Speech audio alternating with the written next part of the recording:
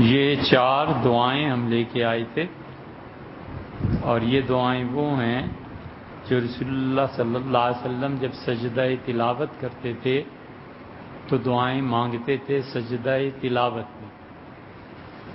صحابہ رضی اللہ عنہ بھی ایسے ہی مانگتے تھے، سجد وجہی للذی خلقہ فشق سمعہ وبصرہ بحولہ وقوتہ فتبارک اللہ احسن الخالقین کی ایک دعا ہے۔ دوسری دعا دیکھیں تو اللہم اکتب لی بہا عندک اجرا وضع عنی بہا وزرا وتقبلتہا منی کما تقبلتہا من عبدک سیدنا داؤد علیہ نبی الصلوۃ والسلام۔ یہ ہم لائے تھے، کسی نے کہا تھا کہ سجدے میں کون سی دعا مانگنی چاہیے، تو یہ 4 دعائیں ہم نمونے کے طور پہ چن کے لے آئے تھے، یہ مانگ لینی چاہیے۔